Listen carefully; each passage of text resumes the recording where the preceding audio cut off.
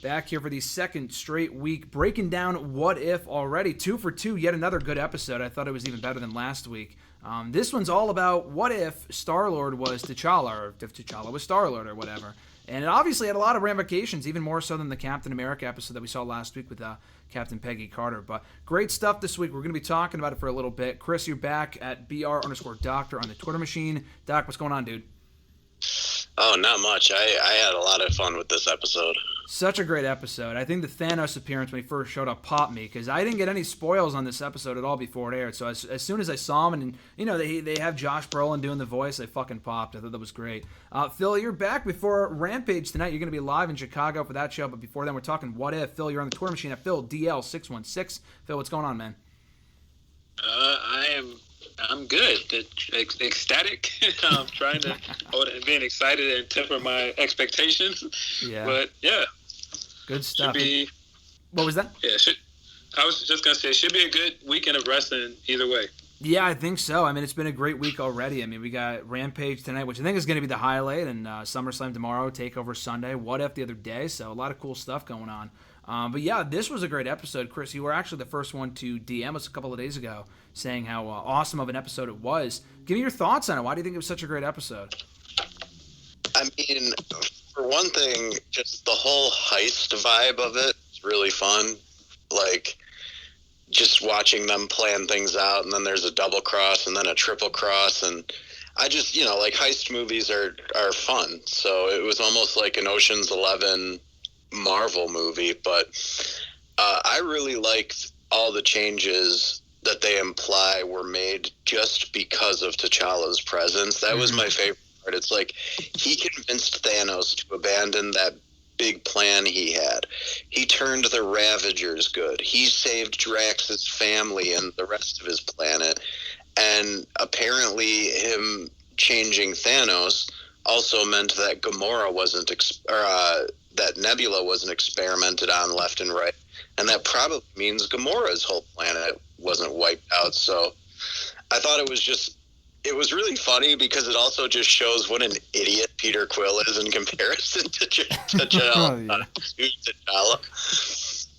Yeah, and how much everything changed because he was in that role. I mean, that was my next question. Do you think the MCU, from a storyline standpoint, is better off with T'Challa in the role of Star-Lord? Because I guess we kind of find out at the end that Ego approaches Star-Lord anyway, or the original Star-Lord Peter Quill, and he would have taken over Earth, right, had he gotten his way and had things not gone the way that they did in Guardians 2?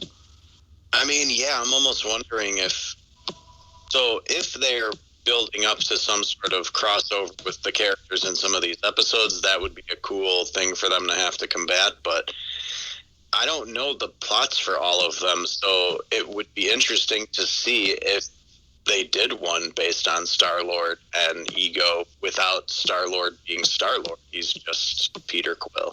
Yeah, that would be interesting. And we even got the reprisal of that role as well. Who plays Ego again? His name escapes me off the top of my head.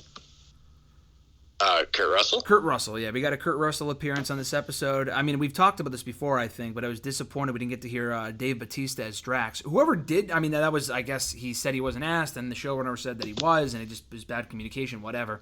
But whoever did Drax did a great job, because he sounded a lot like him with his, like, enunciation and stuff like that. I thought he did great. Phil, what were your thoughts on this episode? Yeah, I agree, them going the route of acting like, well, not acting like, just showing us that T'Challa is just a better Star-Lord in every way.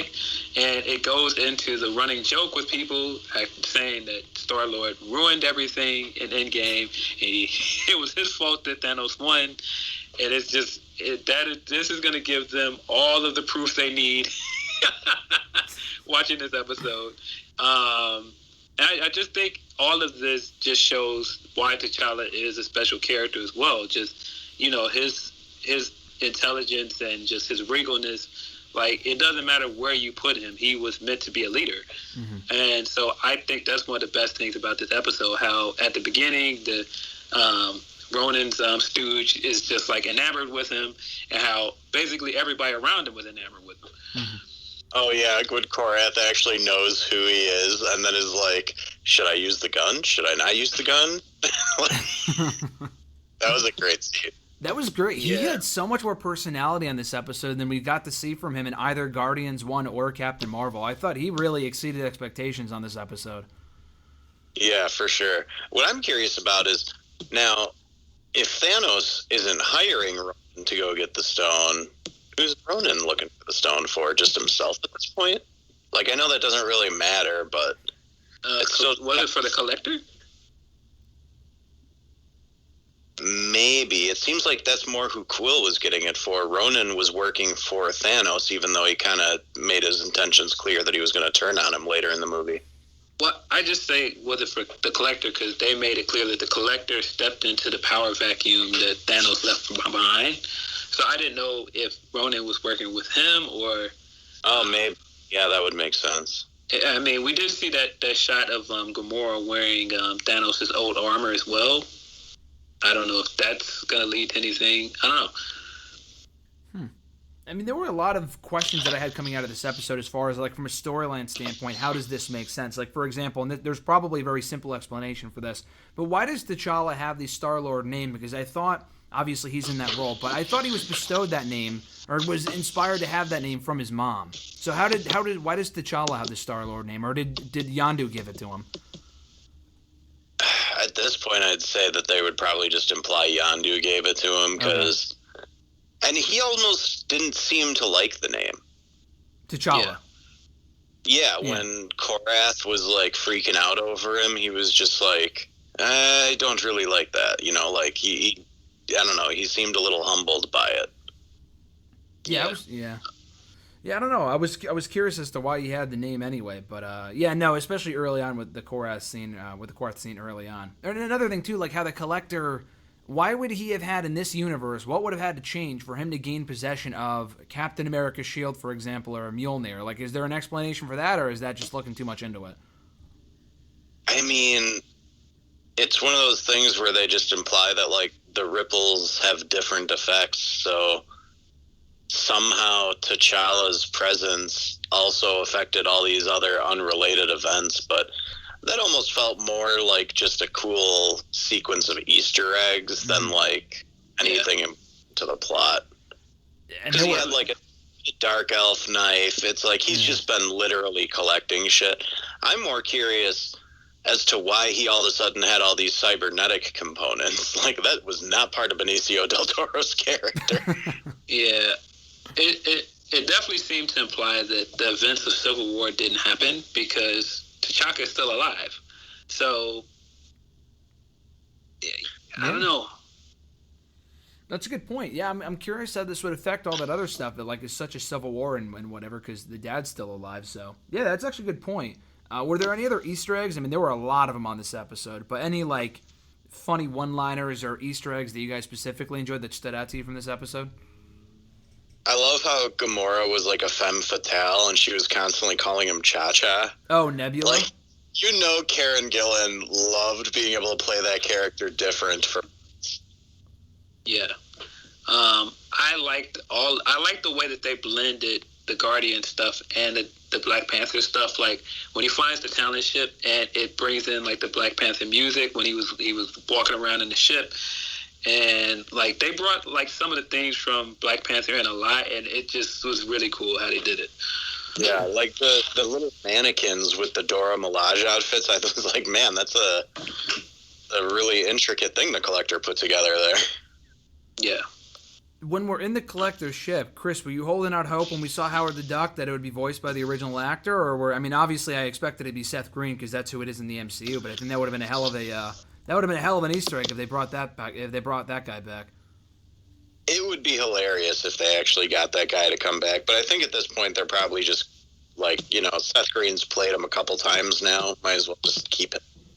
Yeah, I thought. But this is also like a slightly more comics accurate version of Howard the Duck, so it kind of makes more sense to keep it separate. Yeah.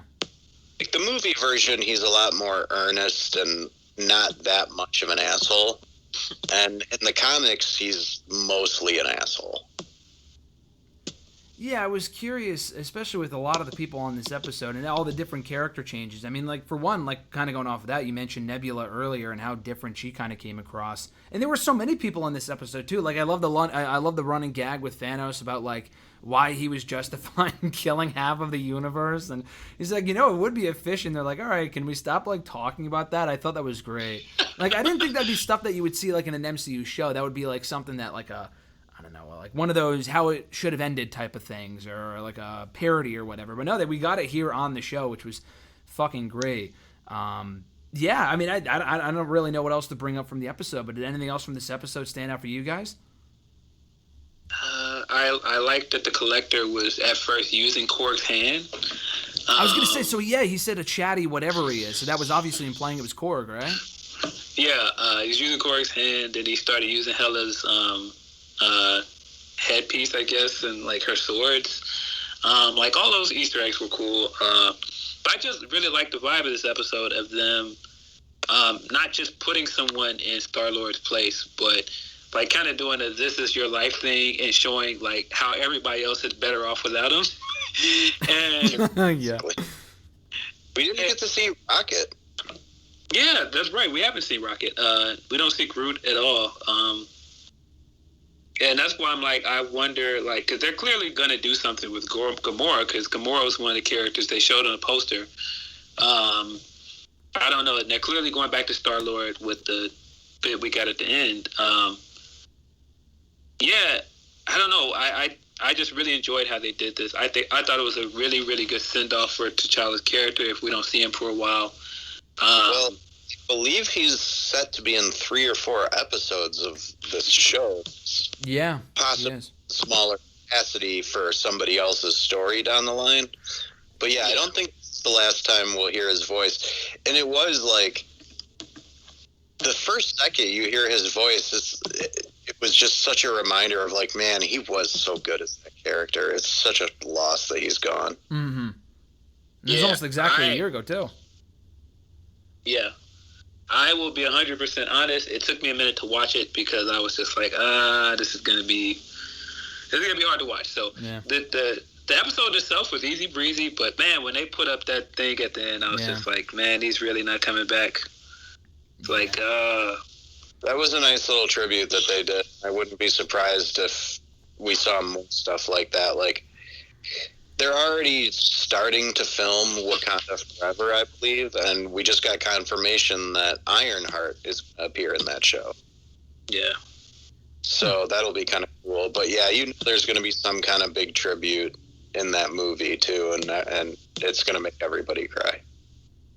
Yeah. Well, like you guys said, like you mentioned, Chris, we got another 3 episodes, I think, with him in it this season alone, so we're definitely going to be treated with his presence. It's a good and bad thing, like you said. It's a reminder that he's gone, but at the same time, we get to be treated with his involvement in these episodes moving forward, which is, cool for what it is. One last thing, though, kind of non-related to What If, but I want to get you guys' thoughts on it before we wrap up here. We got a new trailer for the Eternals the other day. It dropped at like midnight or something. It was absolutely bizarre.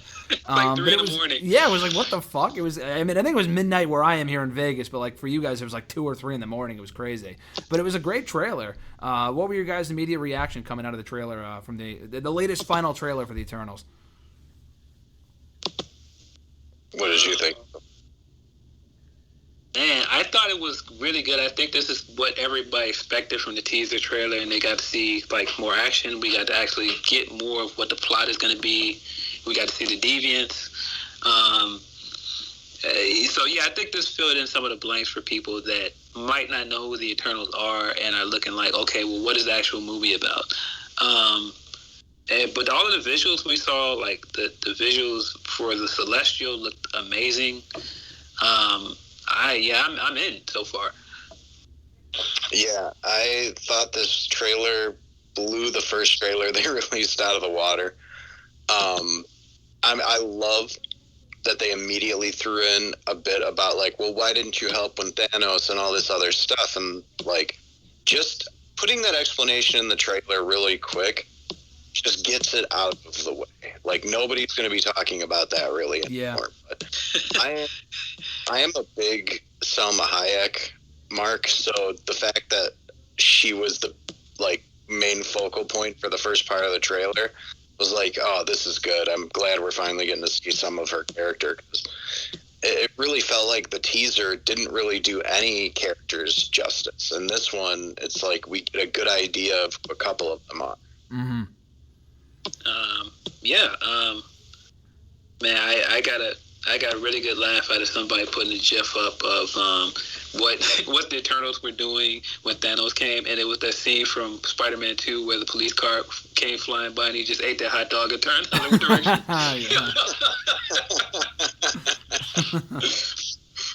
I'm also curious if they'll address, like, did any of them get snapped away and then return because of that? Yeah, that'd be interesting. I'm not sure if the snap would affect them. I'm not sure why it wouldn't, though. Yeah, that's a good question. Design of the Deviants. I thought all the visuals looked really cool. We didn't see that much of the Deviants, but what we saw I thought looked cool. Yeah, I don't know. I'm really hoping that they have more to work with than just that. And we obviously got to see a little shot of Isan the Searcher. Is that his name? Yeah.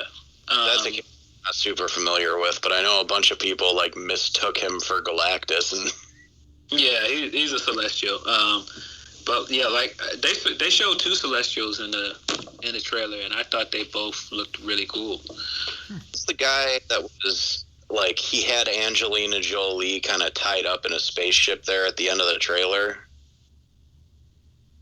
Oh, and he was I don't remember. He kind of had gray-looking skin. Do you have any idea who that's supposed to be? I had to look at the trailer again. I remember that part, but I'm drawing a blank on what that guy looked like. Maybe I just assumed he was with the Deviants. I don't know. He probably is, but like, I didn't immediately recognize the character as anyone I knew, so I thought maybe you might know. But yeah, this trailer was good. It definitely made me more excited for the movie, and it's kind of funny because the last Shang-Chi trailer did the same thing. Like, the last one was what really made me like, oh, okay, this is probably going to be awesome. Yeah, the TV commercials they've been showing for Shang-Chi look amazing. Like, I'm super excited for that movie. All the early reviews are very promising, too. They're like, this is going to give you best action scenes you've seen in any Marvel movie. Interesting. Yeah, I mean, it's a Kung Fu movie at its heart, so I hope that they get all the Kung Fu stuff right. Really excited. I would say I'm more excited for Shang-Chi than Eternals. I am, too, because I think Shang-Chi will have a longer lasting impact. I mean, a lot of the characters in the Eternals are actors who are already in their 50s. Like, they might not want to suit up for Marvel movies for another 10 years, whereas Simu is he's in his 30s, right? I think so. So yeah, he could be around for a while. But I feel like the fact that they gave us the Wong and Abomination stuff in the trailer makes me think that we're also going to get some other big cameo that we're not expecting. I wonder if that was misdirection on purpose. Yeah, I think they're going to probably set up something else. I heard Ben Kingsley's confirmed to return, actually. I hope so, man. Trevor Slattery is underrated, man. Get him in the movie. That'd be so funny if he's working for the real Mandarin now. He's locked up somewhere. Yeah. Oh, that would be great. Yeah, no, I thought the new trailer was great, and it was a lot like Shang-Chi. The latest Eternals trailer was great, but like you guys said, the latest Shang-Chi trailer was great too, so I'm looking forward to it. Not on that Spider-Man trailer. They are making us wait. Yo, what is going on with that? Quote? What did he say? He was like, I can confirm that it will definitely come out before the movie. Oh, my God. What a dick. Oh, my God. Yeah, I honestly thought that the MCU might cool down after Endgame a little bit, but I'm really liking what they've done so far, and the stuff that's still to come looks great. So I think that we're going to have the MCU for quite a long time, and we're going to keep getting pretty decent quality stuff out of it. Yeah. Yeah. For sure. What were we going to say, Phil? No, I was just thinking, like, the other part of the trailer that I just thought about that I was completely hilarious is when he's like, man, I bet this table is made out of the best metal, and he just smashes through it. He's like, yeah, Dude, actually said vibranium. Yeah. He's like, I bet this is made out of vibranium. And he's like, nope, fall collection. IKEA. IKEA, yeah. Yeah, that was a great last scene. No, I'm looking forward to it. I heard the same thing with the trailer for Shang-Chi 2, like you guys were saying. The early reviews are out because it comes out, I think it actually comes out. I think we discussed this, but I'm pretty sure it comes out the weekend of All Out when we're there in Chicago. I mean, you guys are already in Chicago. I'm flying in, but I'm pretty sure it comes out that weekend, right? September 3rd. 3rd, yeah. Maybe I'll go from Rampage to go see Shang-Chi or before the Fan Fest or something like that, because especially if it's a good movie, I'm not going to want to wait, but we'll see. But yeah, no, What If has been great so far. Successful second episode. We got episode 3 next week. I forgot what it's on, but we'll talk about it when it comes out. But like a preview for it or anything? Because I didn't know what the next one was. No, I don't either. I don't think it's the zombies episode. I think that's supposed to be later in the season. Yeah, as far as I know, I think the 3rd episode is the last episode that there was an embargo for. So I think that's the last one that people actually have reviewed. Oh, okay. Interesting. All right. I'm sure it's out there what it's about if people have already seen it with the embargo, but I don't know. I haven't seen anything as to what it could be about. Like, oh, next week on whatever, or like you said, Chris, not a trailer or anything like that. So I'm a little surprised, but I'm sure we'll find out in the next couple of days before it drops on Wednesday. Oh, you know what it might be? What if it's the one where what's his face? Michael B. Jordan's character saves Tony instead of him getting captured by them. Oh yeah. That might actually be it, because I don't know. We saw a lot of trailer footage for that, so you know, T'Challa will probably be in that one. Yeah, yeah. I don't know for sure, especially if he's gonna give me another 3 more. I mean, there's only 9 episodes. He's basically in half of the season, which is great. But yeah, no, for sure, he'll probably be in that one, and I wouldn't be surprised if that's the next one next week. But we'll talk about it next week here. Breaking out episode 3 as always. And Chris, you're on the Twitter machine at BR_Doctor. Chris, or Phil, you're on the Twitter machine at PhilDL616. Live at Rampage tonight. Hopefully CM Punk, if there's a riot when he doesn't show up, or if he doesn't show up, hopefully make it out safely. Yeah, I'm gonna be like under a bunch of chairs, like Millhouse, and I'm like, help! Oh my God, I would not want to be Tony Khan, man. He's gonna have to like run to his car. Oh my God, we'll see what they have planned. I'm looking forward to it. It's gonna be a fun night. People thought they threw a lot of garbage in the ring when Cardona won the title. Wait till you see what happens if Chicago gets deprived of CM Punk. Like, the United Center will literally get torn down. God. Oh, my God. With 20,000 people there in attendance, dude. They're opening up more tickets as we speak, so it's going to be... Yeah, I saw something this morning, like, we just released another 80. And it's like, good Lord, guys. Hey, God bless him for wanting to make money off of an appearance that's probably going to happen. It has to happen. If it doesn't, hopefully, Phil, we can get you back here on the show next week if you're still intact. You make it out of the chairs alive. Hopefully, we can still speak to you next week. But it's going to be a fun weekend of wrestling and everything else going on. But, yeah, thanks, guys, for taking the time today. I appreciate it. And let's go enjoy the weekend of wrestling. Yeah,